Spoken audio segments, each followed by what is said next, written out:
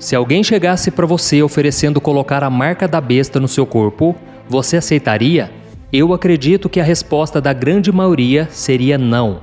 Mas a verdade é que o projeto da marca da besta na humanidade já é uma realidade entre nós e muitas pessoas estão caindo nesta armadilha sem mesmo perceber.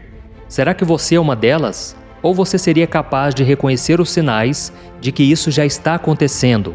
No vídeo de hoje eu quero te fazer um alerta muito sério sobre este assunto que não dá para esconder, pois os sinais são claros e é preciso que todos abram os olhos para não serem pegos de surpresa. Se você quer saber quais são esses sinais, eu te convido a assistir esse vídeo até o final, ok? Mas antes disso, eu quero muito que você se inscreva aqui no meu canal. É só você clicar no botão inscrever-se, que está bem aqui abaixo do vídeo. E assim que você clicar neste botão, vai aparecer um sininho. Clique também nesse sininho e selecione a opção Todas, para que você receba todos os vídeos assim que eu colocar. Irmãos, para saber reconhecer os sinais do projeto da marca da besta em nosso meio, é necessário analisarmos alguns pontos. O primeiro deles é entender a diferença entre as informações que o mundo nos transmite através da internet e da televisão e as verdades que a palavra de Deus já nos revelou. O grande problema acontece quando muitos preferem buscar o conhecimento somente nesses meios de comunicação e se esquecem de buscar o conhecimento na Bíblia. Por essa razão, muitos acabam sendo enganados e caindo em armadilhas sem perceber que estão no caminho errado. Eu costumo dizer que a Bíblia é mais atual que o jornal de ontem, porque se você olhar para o livro de Apocalipse, verá que muitas coisas que acontecem ao nosso redor já haviam sido profetizadas. Mas infelizmente, muitos não se preocupam com isso. É por isso que em Apocalipse capítulo 13, o versículo 14, a Bíblia diz como os habitantes da terra serão enganados para receberem a marca da besta em seus corpos. Veja só o que está escrito. Por causa dos sinais que lhe foi permitido realizar em nome da primeira besta, ela enganou os habitantes da terra. Ordenou-lhes que fizessem uma imagem em honra da besta que fora ferida pela espada, e contudo revivera. Olha isso, irmãos. Sinais serão realizados em nome da primeira besta, e é através deles que os habitantes da terra serão enganados. E para entendermos melhor esses sinais, nós precisamos analisar as informações que o profeta Isaías nos deixou a respeito da queda de Lúcifer. Veja o que ele disse. Como você caiu dos céus, ó estrela da manhã, filha da alvorada! Como foi atirada à terra! Você que derrubava as nações, você que dizia no seu coração, subirei aos céus, erguerei o meu trono acima das estrelas de Deus.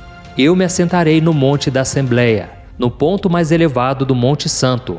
Subirei mais alto que as mais altas nuvens, serei como o Altíssimo. As palavras de Lúcifer não serviram de nada além de causar uma rebelião nos céus, pois ele não tinha autoridade e poder o suficiente para tomar o lugar de Deus. E juntamente com ele estavam outros anjos que também se rebelaram e foram lançados para fora dos céus. Veja só o que está escrito. Houve então uma guerra no céu. Miguel e seus anjos lutaram contra o dragão, e o dragão e seus anjos revidaram. Mas estes não foram suficientemente fortes e assim perderam o seu lugar no céu. O grande dragão foi lançado fora. Ele é a antiga serpente chamada Diabo ou Satanás, que engana o mundo todo. Ele e os seus anjos foram lançados à terra. Foi o sentimento de orgulho que tomou conta do coração de Lúcifer e o fez se rebelar contra Deus, pois ele queria ser adorado e exaltado assim como seu Criador. A queda de Lúcifer é o primeiro ponto que você precisa saber para entender sobre o que nós estamos falando. E o segundo ponto é sobre a tentação de Jesus no deserto, onde Satanás usou todas as suas estratégias para fazer com que Jesus pecasse. A Bíblia conta que ele tentou a Cristo em 3 áreas, e são nessas mesmas áreas que o inimigo continua tentando a cada um de nós nos dias de hoje. Satanás tentou enganar Jesus ao pedir que ele transformasse uma pedra em pão, a fim de que saciasse a sua fome. Depois, ele levou Jesus até a parte mais alta do templo de Jerusalém e o desafiou a pular dali para comprovar se o Senhor cumpriria sua promessa de mandar anjos para lhe guardar. E por último, Satanás queria que Jesus se prostrasse diante dele em troca de receber todos os reinos do mundo. E essa última tentação do inimigo é o ponto aonde eu quero chegar com você neste vídeo. Veja o que a Bíblia diz. O diabo levou a um lugar alto e mostrou-lhe num relance todos os reinos do mundo. E lhe disse: Eu lhe darei toda a autoridade sobre eles e todo o seu esplendor, porque me foram dados e posso dá-los a quem eu quiser. Então, se você me adorar, tudo será seu. Jesus respondeu: Está escrito: Adore o Senhor, o seu Deus, e só a Ele preste culto. A intenção do diabo ao pedir para que Jesus se prostrasse diante dele era de receber a adoração. Esta é a verdade por trás do orgulho que o fez ser expulso dos céus. E talvez você esteja se perguntando: mas pastor, o que isso tem a ver com a marca da besta que você falou neste vídeo? Irmãos, a resposta para isso está no livro de Apocalipse, capítulo 13. Olha o que está escrito. Foi-lhe dado poder para dar fôlego à imagem da primeira besta, de modo que ela podia falar e fazer que fossem mortos todos os que se recusassem a adorar a imagem. Também obrigou todos, pequenos e grandes, ricos e pobres, livres e escravos, a receberem certa marca na mão direita ou na testa, para que ninguém pudesse comprar nem vender, a não ser quem tivesse a marca, que é o nome da besta ou o número do seu nome. Como nós podemos ver, a intenção de Satanás em usar a marca da besta na humanidade tem como principal objetivo a sua própria adoração. E essa manipulação já está acontecendo entre nós. A adoração é algo que já está presente em nosso DNA, porque nós fomos criados para adorar e exaltar o nome de Deus. E é por isso que quando nós entregamos a nossa vida para Jesus, nós assumimos o compromisso de adorar somente a Ele. Mas se esse compromisso for quebrado, a tendência é que a adoração seja direcionada para outro lugar. E infelizmente, no mundo em que nós estamos vivendo, com todas essas transformações tecnológicas e sociais, a humanidade já está preferindo trocar a adoração a Deus para a adoração das coisas terrenas, e muitos não estão nem percebendo a armadilha em que estão caindo. E é por isso que quando a marca da besta chegar, elas não terão receio em recebê-la, porque ela vai trazer muitas facilidades e benefícios para o mundo moderno. E são nessas ilusões onde muitos são enganados e levados a exaltar o nome de Satanás. E é por esse motivo que nós precisamos abrir os olhos e analisar o que estamos permitindo entrar em nossa vida. Sejam músicas, conteúdos que você consome na internet, peças de roupas, tatuagens e até mesmo alguns shows. Muitos artistas têm usado seu poder de influência e levado multidões a adorarem o diabo das mais diversas formas.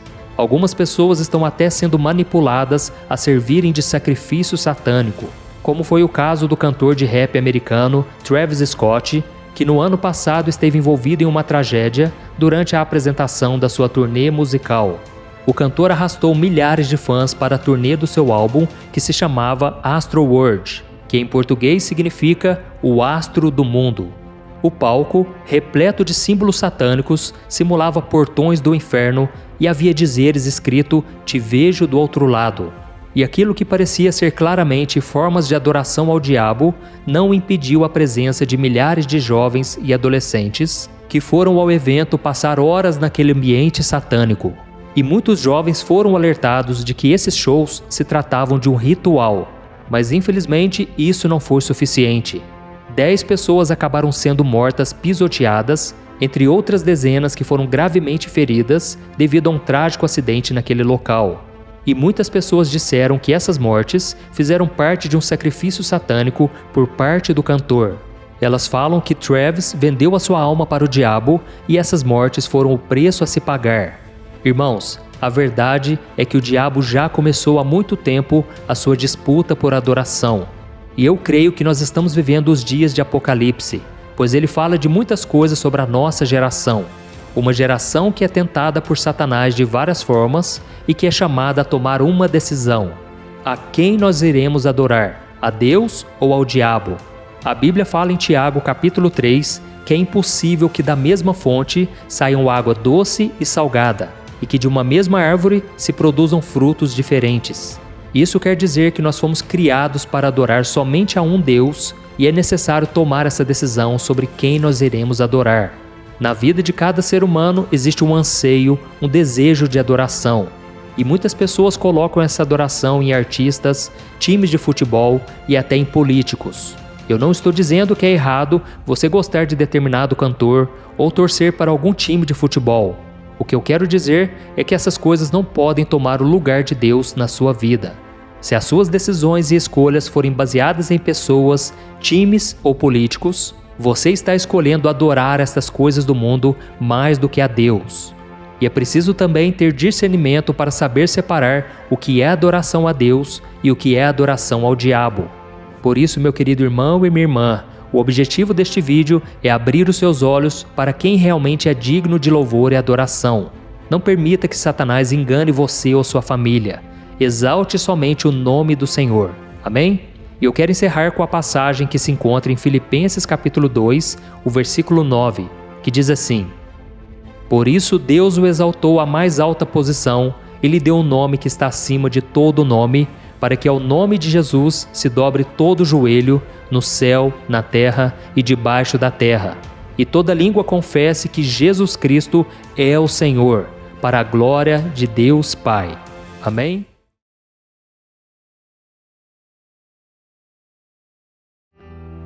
Quando falamos em marca da besta, a primeira coisa que nós imaginamos é o símbolo do anticristo, o 666, que será colocado na testa daqueles que estiverem aqui na terra durante o período da grande tribulação. Mas você sabia que Deus também tem uma marca que será colocada na testa das pessoas? A Bíblia fala sobre um grupo de 144 mil pessoas que irão receber o selo de Deus em suas testas. Mas o que significa receber essa marca? E por que somente 144 mil irão recebê-la? E por que essa marca será na testa? No vídeo de hoje eu vou analisar com você essa revelação do fim dos tempos para entender o que Deus fará com essas pessoas. E será que você está incluído nesta lista? Eu te convido a assistir esse vídeo até o final para você descobrir. Vamos lá então. 144 mil. Esse é o número que a Bíblia descreve em Apocalipse a respeito daqueles que receberão a marca ou o selo de Deus em suas testas. Esse número parece pequeno, afinal, nós vivemos em um planeta com mais de 8 bilhões de habitantes espalhados pelos 4 cantos do mundo. Mas por que então Deus escolheria somente uma pequena parte da população mundial para colocar a sua marca? Muitos podem até ficar angustiados ao pensar que esse é um número pequeno de pessoas salvas. Por isso nós vamos entender o que a Bíblia nos diz sobre isso. Em Apocalipse capítulo 7, o versículo 2 ao 4, está escrito: Então vi outro anjo subindo do oriente, tendo o selo do Deus vivo. Ele bradou em alta voz aos 4 anjos, a quem havia sido dado poder para danificar a terra e o mar. Não danifiquem nem a terra, nem o mar, nem as árvores, até que selemos as testas dos servos do nosso Deus. Então ouvi o número dos que foram selados, 144 mil de todas as tribos de Israel. Mas quem serão esses 144 mil de todas as tribos de Israel? Veja o que a Bíblia fala sobre a identidade dessas pessoas em Apocalipse capítulo 14, no versículo 1. Então olhei, e diante de mim estava o Cordeiro, de pé sobre o monte Sião, e com ele 144 mil, que traziam escritos na testa o nome dele e o nome de seu pai. Muitas hipóteses são levantadas a respeito deste número. Alguns acreditam que essa quantidade seria um número exato de pessoas que entrariam no reino dos céus, enquanto outros acreditam que esses números se referem às 12 tribos de Israel que estão relacionadas com os 12 apóstolos de Cristo, ou seja, um número simbólico onde representa todos os homens e mulheres de Deus do Antigo e do Novo Testamento. Mas antes de nos aprofundarmos nisso, precisamos entender primeiramente o que significa a marca de Deus e por que ela será colocada na testa. Quando a Bíblia fala sobre marcar alguém na testa, ela está se referindo a um símbolo de afirmação de que Deus é o Senhor e o proprietário dessa pessoa. A Bíblia não deixa claro se essa marca será algo visível, como se fosse uma tatuagem ou uma grande cicatriz. E como nós estamos falando de um reino espiritual, essa marca pode se tratar de algo muito mais profundo que os olhos humanos são capazes de enxergar. Apenas Deus, que é o nosso Pai, ele pode ver. Mas por que será que essa marca fica na testa? Vamos entender o porquê. A testa representa a nossa mente. Todos os nossos pensamentos e ações são gerados a partir dela. O nosso cérebro é responsável pelas nossas ações e decisões. E é justamente nessa parte do corpo onde nós temos a consciência de nossos atos. Então fica muito claro para nós que todos os que receberão o selo em suas testas serão aqueles que tomaram a decisão de obedecer a Deus e de servi-lo conscientemente. E outro fato interessante que nós podemos analisar sobre o significado de um selo diz respeito ao seu propósito. Antigamente, os selos eram usados para marcar documentos e garantir que eles eram autênticos. Os reis e os homens mais poderosos tinham o seu selo, que era feito com um símbolo gravado no anel, que ao ser pressionado sobre uma massa aquecida, deixava a marca daquela pessoa. E cada selo era único e por esse motivo, o selo de uma pessoa não poderia ser confundido com o selo de uma outra pessoa. Da mesma forma, o selo na testa dos 144.000 deixa bem claro o propósito de demonstrar a quem eles pertencem. E uma característica de quem recebe o selo de Deus também diz respeito à proteção. Quem estiver com o selo será livre da destruição que tomará conta da terra durante a ira de Deus, no período da grande tribulação. No livro de Ezequiel, capítulo 9, versículo 4, Deus nos revela o seguinte: percorra a cidade de Jerusalém e ponha um sinal na testa daqueles que suspiram e gemem por causa de todas as práticas repugnantes que são feitas nela. Nessa passagem de Ezequiel, nós podemos ver claramente o que a palavra de Deus diz sobre a proteção que essa marca dará a essas pessoas. Quem tiver o selo de Deus na testa estará protegido e guardado.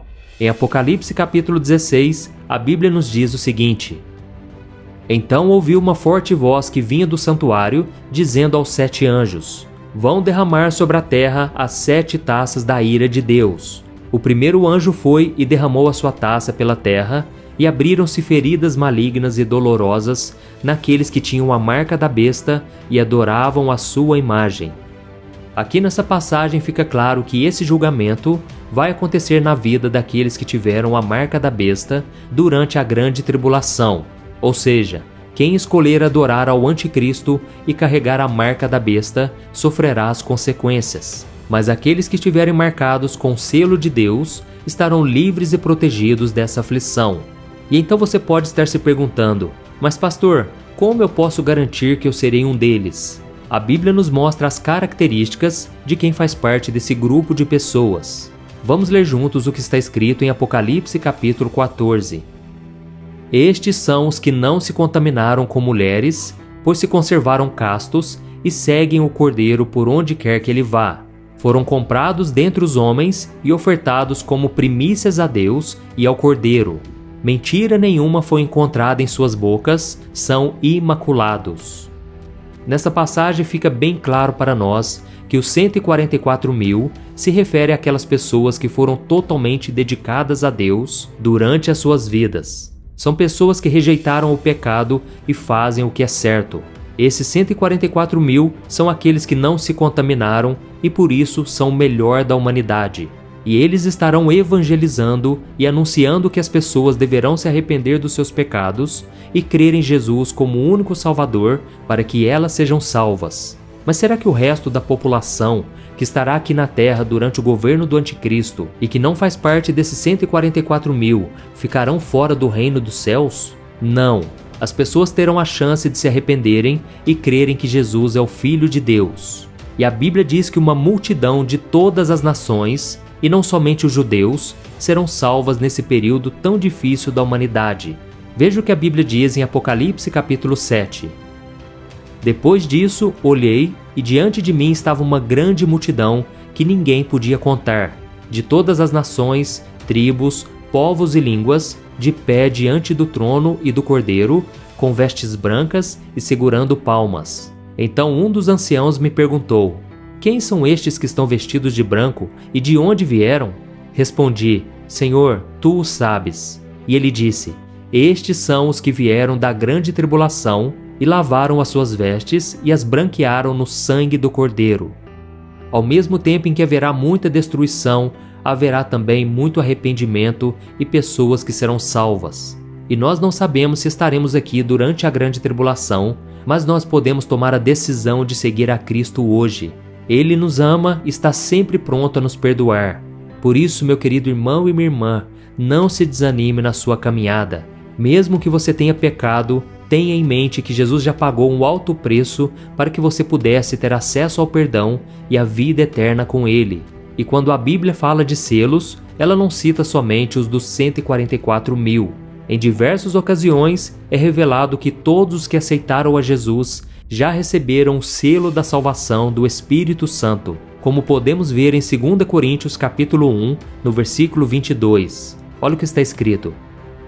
É Deus que faz que nós e vocês permaneçamos firmes em Cristo. Ele nos ungiu, nos selou como sua propriedade e pôs o seu Espírito em nossos corações como garantia do que está por vir. Então, meu irmão, se você recebeu Jesus como seu Salvador, você foi selado como propriedade dele. Mas será que se o julgamento de Deus fosse hoje, a sua testa estaria marcada com o selo dele? Se você ainda não o aceitou em sua vida, aproveite a oportunidade que Deus te oferece nesse momento para que você seja protegido e guardado por Deus nos últimos dias. Em 1 João capítulo 5, versículo 11, a Bíblia diz: Este é o testemunho. Deus nos deu a vida eterna e essa vida está em seu Filho. Quem tem o Filho tem a vida. Quem não tem o Filho de Deus não tem a vida.